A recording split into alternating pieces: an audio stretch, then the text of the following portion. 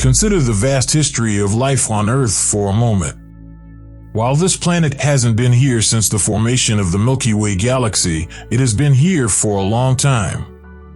Given that life debuted on Earth very prominently at the very first instant it could, we live on a world that has spent the great bulk of its existence as a habitable living world, at least for everyday life. This provides Earth an exceptionally long window for being recognized as a planet worth investigating by someone else in the galaxy, especially if even microbial life is rare in the universe. Hello everyone, welcome back to ZA. If you are new to the channel, hit the subscription button and ring the bell so you won't miss any update. We're thinking about missions to ice shell moons and life finder missions to Venus and Mars to see if life in its microbial form exists or once existed in those places, or the even more intriguing question of whether life will someday exist in places that might develop conditions conducive to it.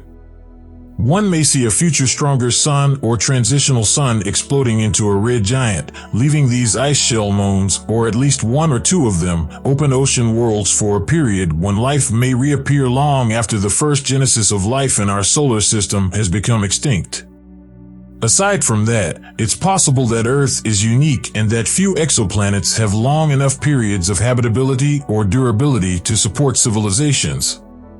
And it presupposes that abiogenesis is simple. There may be features of it that we don't yet understand that suggest no, it isn't, and therefore life in the cosmos is uncommon. This may encourage extraterrestrial civilizations to continue their exploration of alien life wherever they discover it or suspect it exists. And if they have a more full view of planetary science, they may be able to identify these interesting worlds with far higher accuracy than we currently do. As a result, we can't rule out the possibility that this star system and our planet had been visited by an alien civilization at some point in their vast history. And there are various ways it may have happened, ranging from dropping a probe in systems of interest every time you pass by them in stellar encounters to sending out self-replicating, self-repairing probes to monitor worlds in the long run.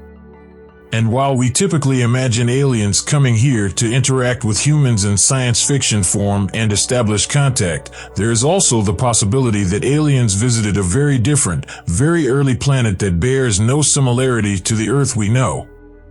Humans find periods in Earth's history that showcase and give us an idea of what inhabited other worlds really might look like above and beyond the guesswork typically depicted in sci-fi by exploring past periods in Earth's history long before humans were a gleam in the planet's eye.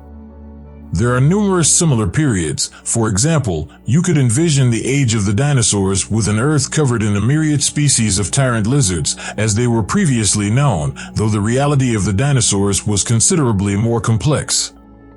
Hot-blooded reptiles pursuing food with stereo-vision eyes, such as the Tyrannosaurus rex. Perhaps one once ate an unlucky visiting alien. Perhaps the sky filled with flying reptiles, one branch of which still fights age-old aerial conflicts in the form of birds.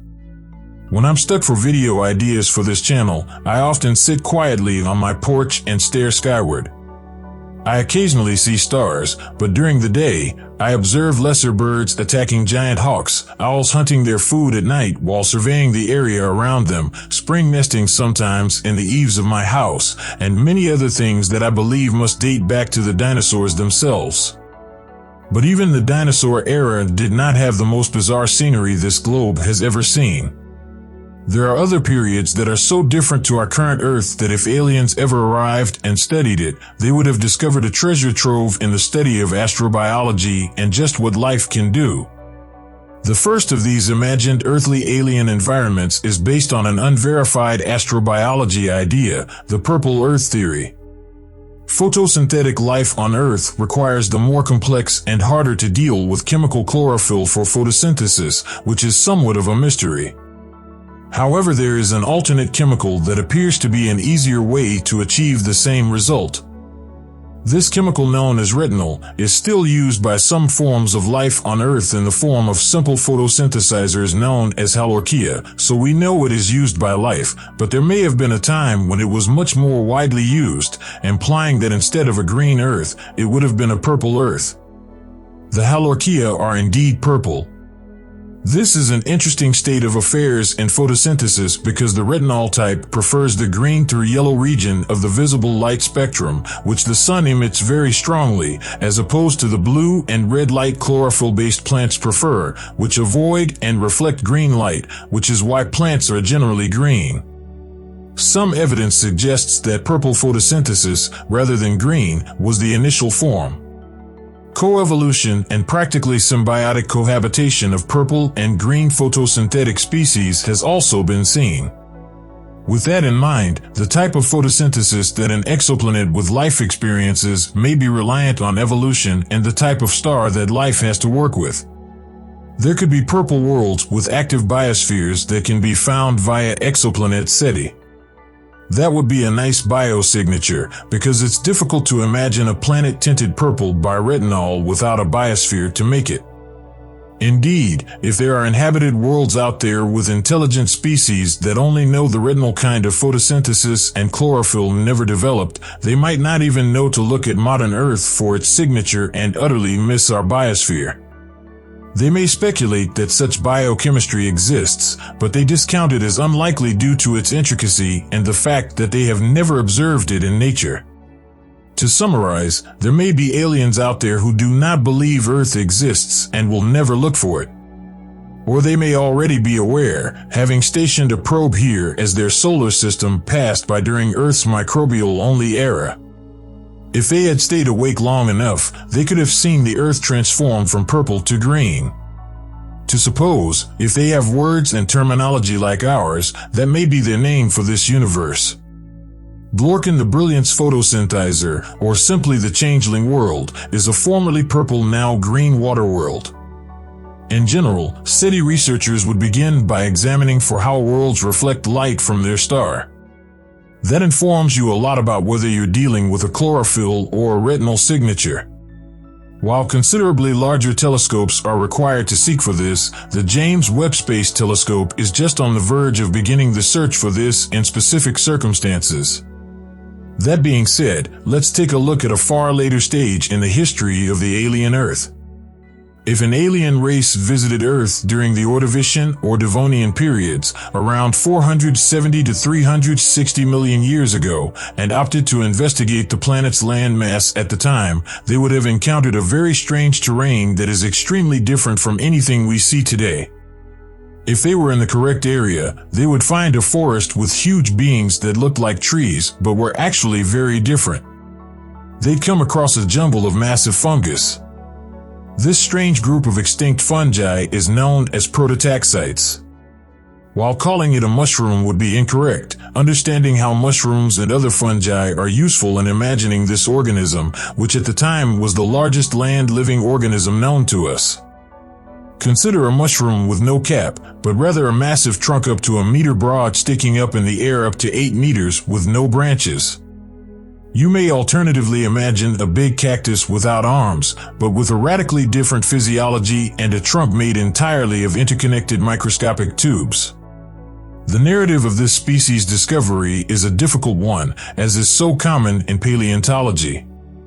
John William Dawson discovered the first fossils in 1843. Dawson believes these were fossilized conifer trees that preserved the remains of the fungi that consumed them after they died.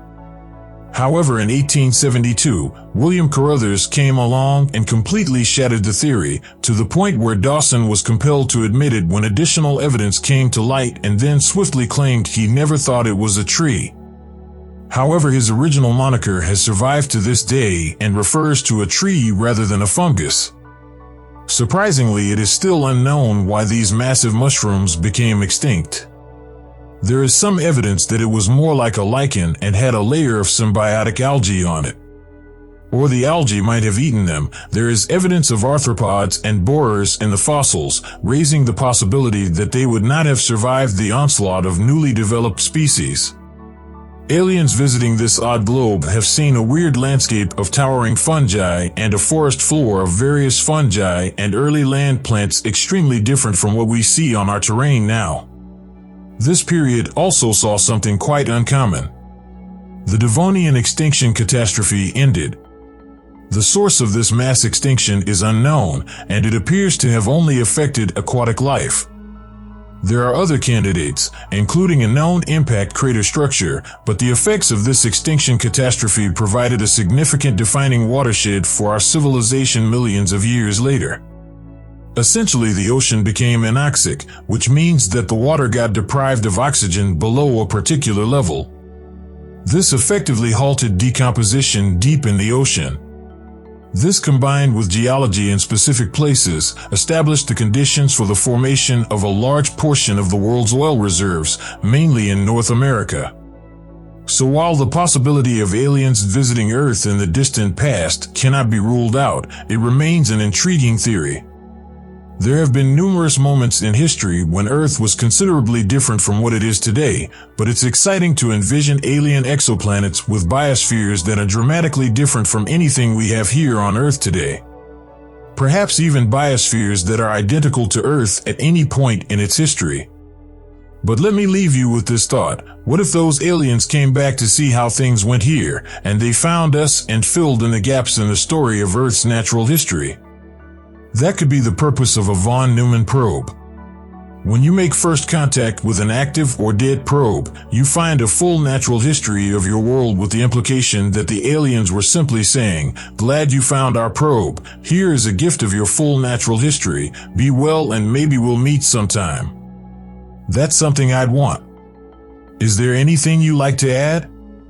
Tell us in the comments, and follow our channel for regular, in-depth investigations of the fascinating, strange, and unknown facets of our beautiful universe.